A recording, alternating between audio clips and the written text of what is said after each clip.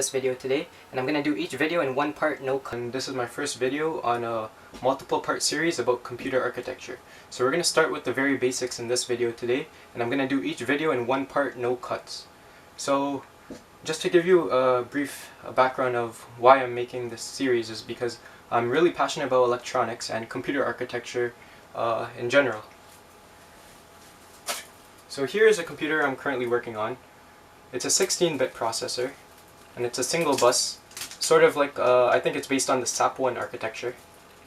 And this computer involves a lot of addressing modes, lots of instructions, a lot of RAM, Ben Eater's video card, which I upgraded to have its own VRAM, and I also made the pixel density multiplied by 2, and I added a comparator board alongside with an ALU that has a lot of operations.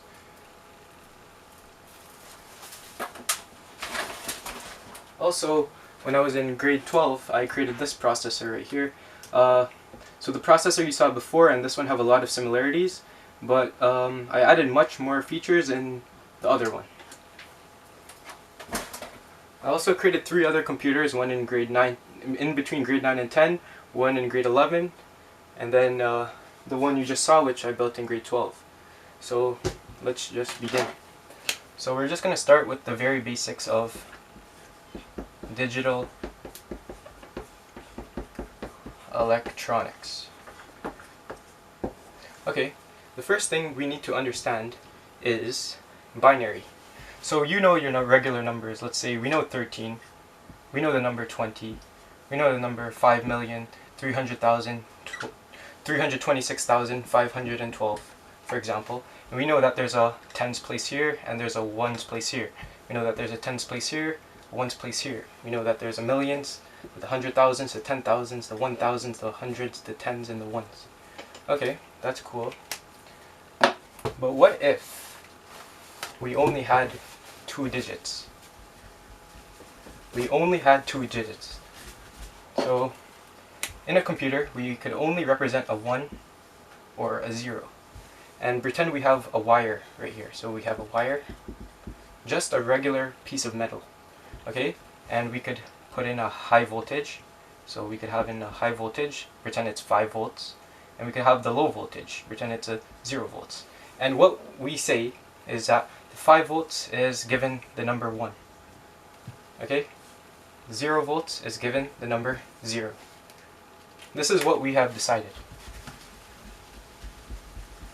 Okay, that's cool. How do we even represent a number? I'm telling you right now, binary is easier than decimal numbers that I just showed you with the 13 and the 20 and the 5 million.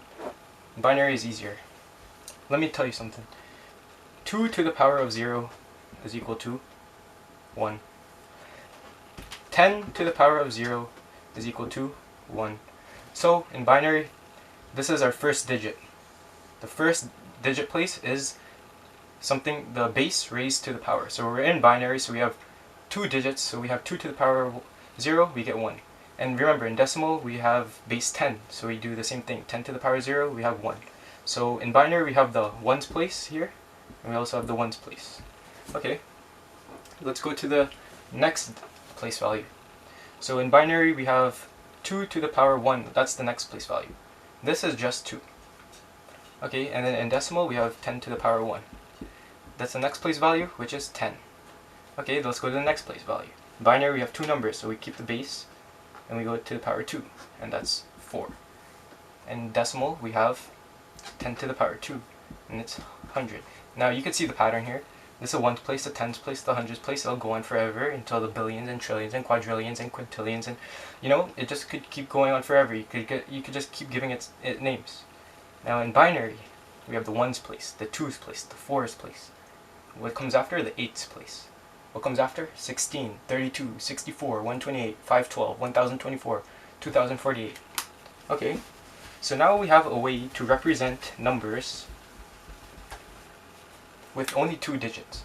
Okay, that's cool. Now what if I have a line right here, which is a wire, just a wire, then we have another wire, then we have another wire, then we have another wire. So we have 4 wires.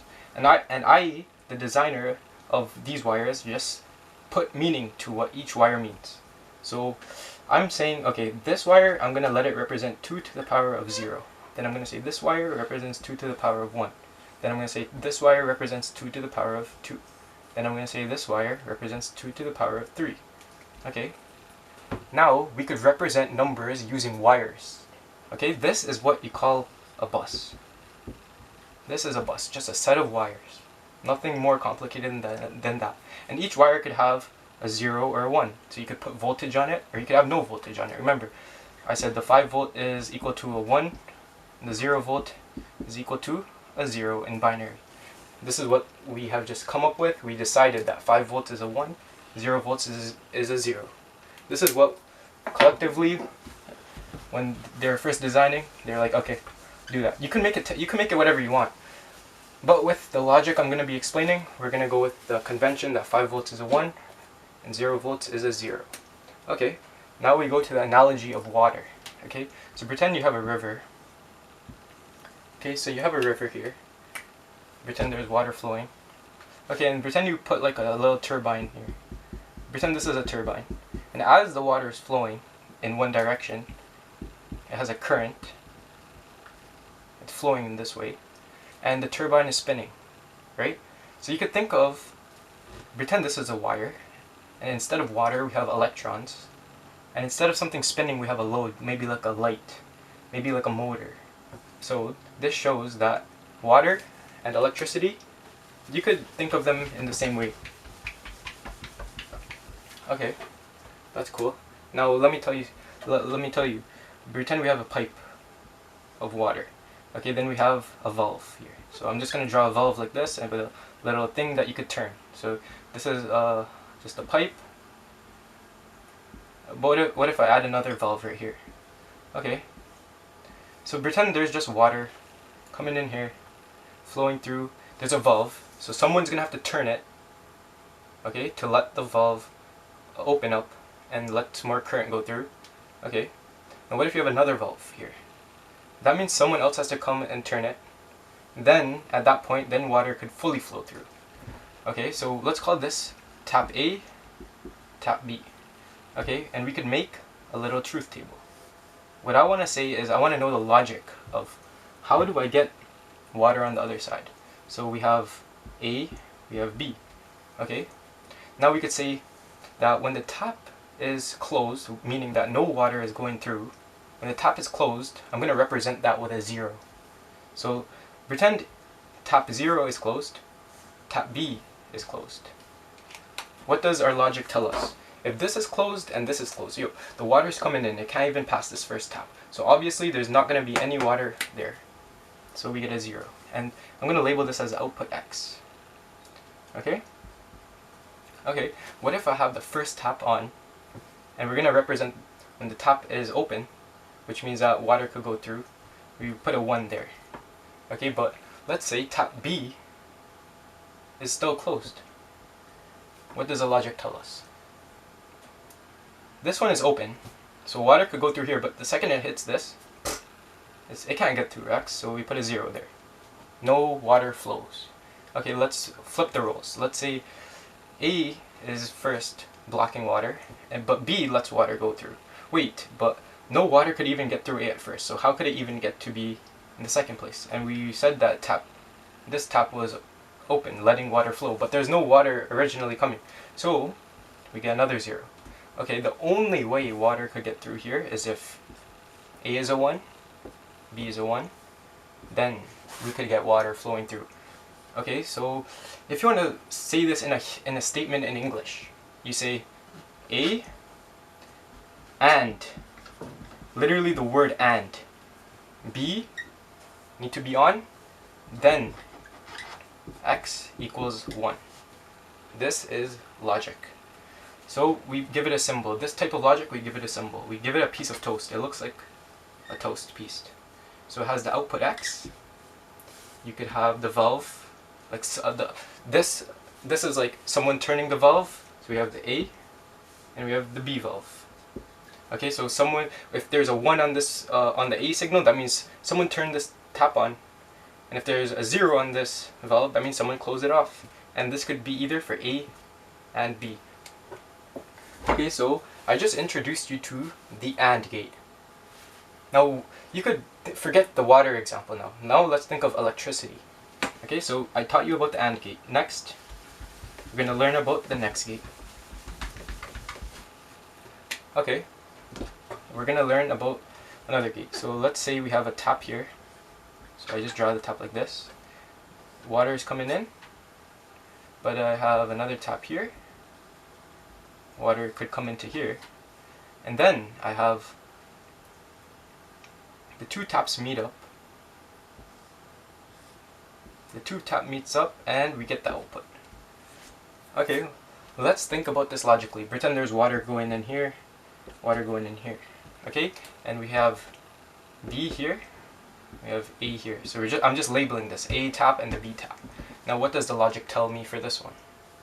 Okay, let's do this. Let's draw the truth table like before. We have the A tap, the B tap. We know that these are all the combinations of the taps. These are all the combinations. They could both be off. One of them could be on, or both of them could be on. Okay, if we have this structure, this is pretty trivial because look, if no taps are open, we get the 0. If one of them, we're still getting a flow of water. If one of the taps at least are on, then at least this one could go on. Same thing with the other one. At least one flow. What if they're both on? And then we still get the 1.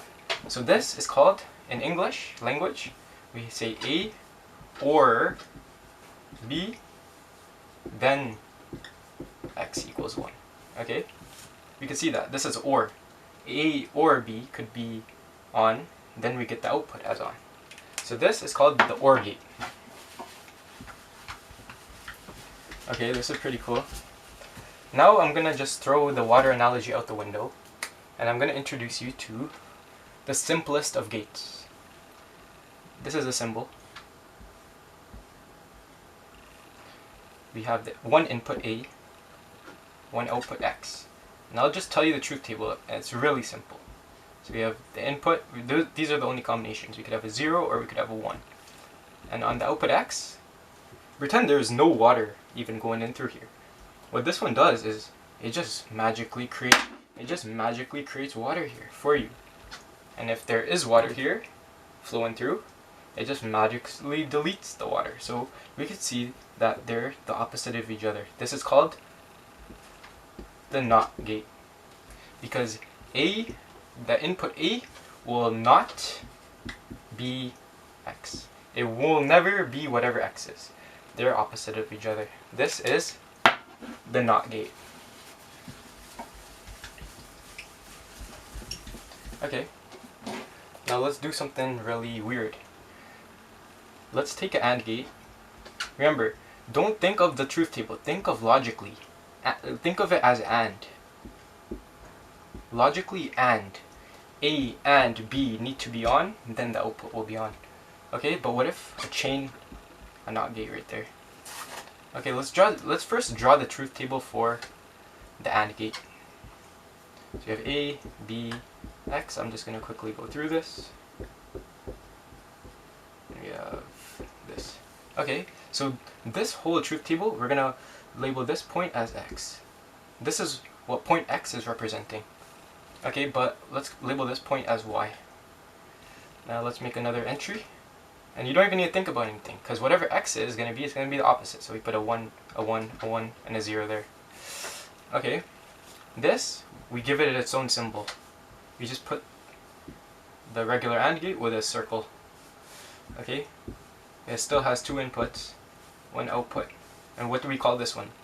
We call this one NOT AND, or for short, we say NAND. Okay, but let me tell you something even better. Forget this truth table. Okay? Actually, let me just draw it quickly one more time. I shouldn't have erased it, but good practice. X, and we have 0, 0, 0, 1, 1, 0, 1, 1. Okay, and then we have the 0, 0, 1, 1, 1, 1, 0. Okay, wait. Let's try to put this logic in English. We see that the outputs are going to be 1, let's try to find, let's forget the x, because x is the intermediate. Y is the true output. So we label, this is the y. Okay, let's really think about this for a second. What is the logic in English here? We see that, okay, both are 0, we see the 1. We see one of them are 0, then we get the 1, and if both of them are on, we get a 0. So what is this saying? I could see some sort of OR logic in here. If A or B are 0, right? If A or B are 0, then we get the output as 1. So I know there's some sort of OR logic related to the NAND. Okay, so what I'm going to do is just draw the OR, and we're going to try to relate this to the NAND. So we have the output, right? What happens if I literally flip all these bits? The A bits and the B bits, I flip them all. Okay? So that means I'm putting an inverter here. What these inverters do, instead of looking for a 1, they think of zeros as 1s, and they think of 1s as zeros. Right? So this is an OR gate that's looking for zeros instead of 1s. So these two are equivalent. So I'm putting the 3 lines as the equivalent symbol. This is a NAND gate. This is the same thing. It has OR logic within it, but it's OR logic that's looking for zeros. Okay?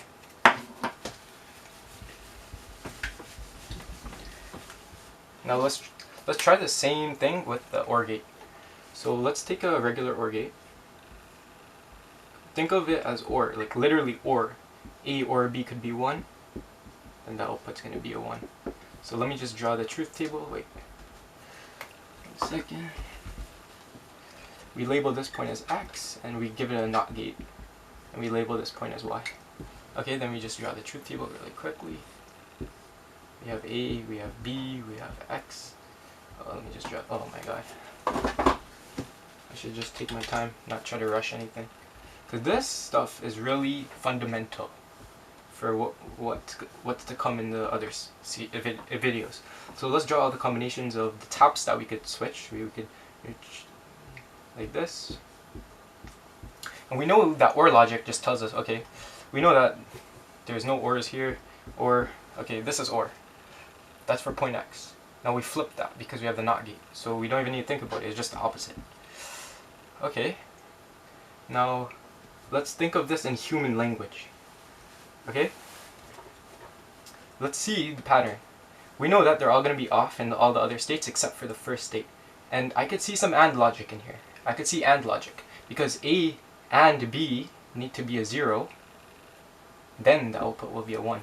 So I know that there's some sort of AND logic in here. So let's draw an AND gate. We have the output Y. But look, what if I add inverters to represent that I'm looking for a 0? These inverters are going to be looking for a 0. So this gate, we call it a NOR gate, not OR. So the NOR gate is just telling us that we want to use AND logic, but we're inverting the input. So we're looking for, if both inputs are 0, then it's a 1. Now let me just summarize this really quickly in a very simple way. So we remember the NAND gate. This is equivalent to an OR gate.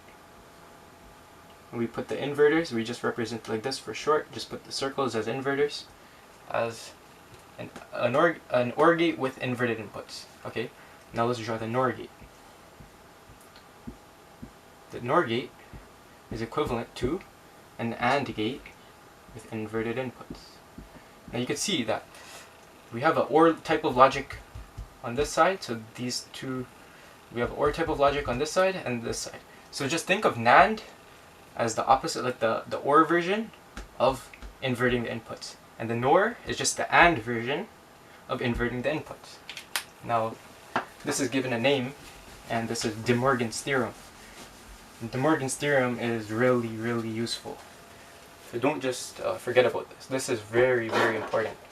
Okay, now there's 2 more gates I need to say. 2 more gates, and that's all. And that's how computers are made. just with these two more gates, and there's one more called the buffer, and I think I'll just go through that. But the next gate is called the XOR. The XOR the X just represents exclusive. Okay, so let's just draw the symbol. So it's just that it looks like an OR gate but with an extra fin. Okay, and you could think of this in English, exclusively OR. So it's gonna be related to the OR gate, but it's gonna somehow have exclusiveness in here, like VIP exclusive. So let's just draw the truth table. We label this guy as X, A, B.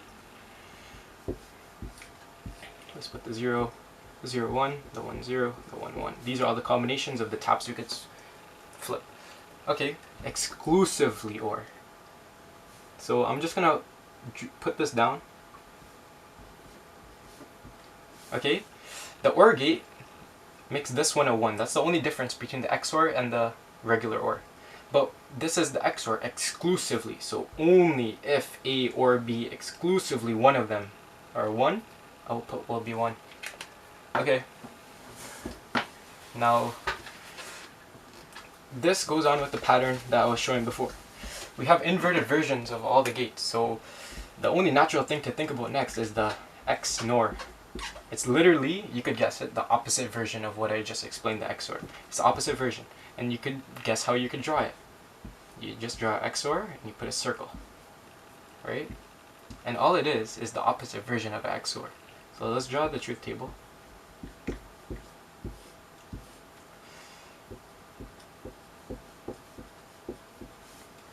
Okay, so it's not going to be exclusive.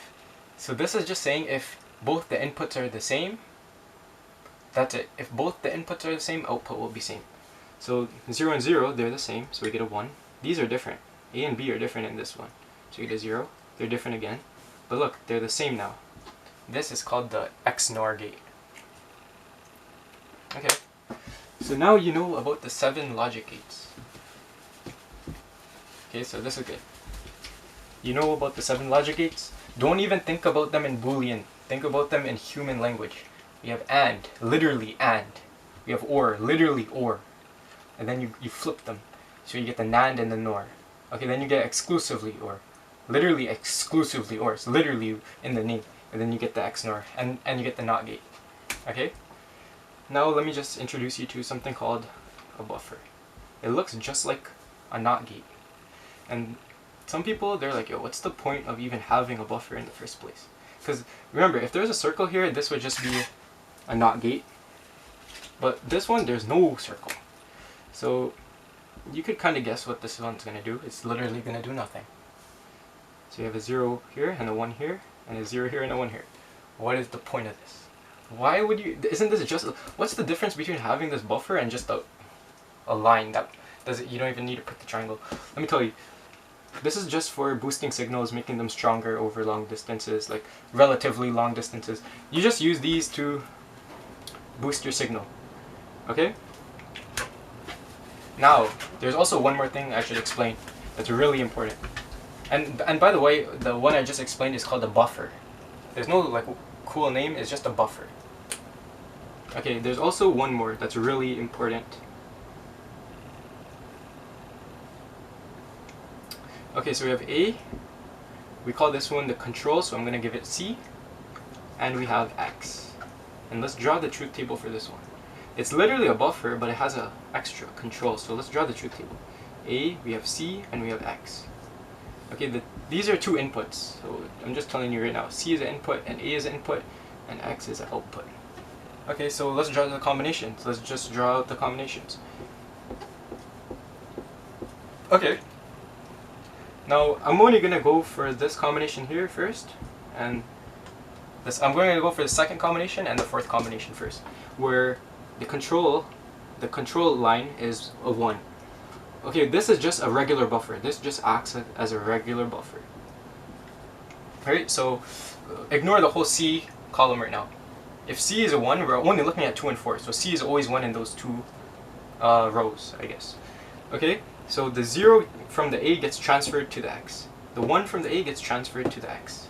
Now, this is where the cool thing happens. We have a 0 here in the control, and we have a 0 here in the control. And I'm just going to put a dash. Because literally what this does is it acts as a full disconnection from X. So when this is a 0, the equivalent to what I just drew is a wire, a literal disconnect, and then a wire. This is like, I believe it's called the high impedance state. I'm not like 100% sure. So if I'm wrong, just someone comment that and just fix that. But this is how I think of it as. It literally disconnects it when the control bit is a 0. And this is really important because remember how I said we could represent numbers on literally individual lines of wire, right?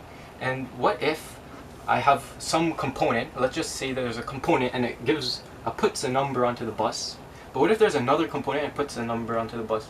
Only one piece of information could be on these wires at a time. If two different blocks are trying to put information onto this bus, you're gonna have a bad day.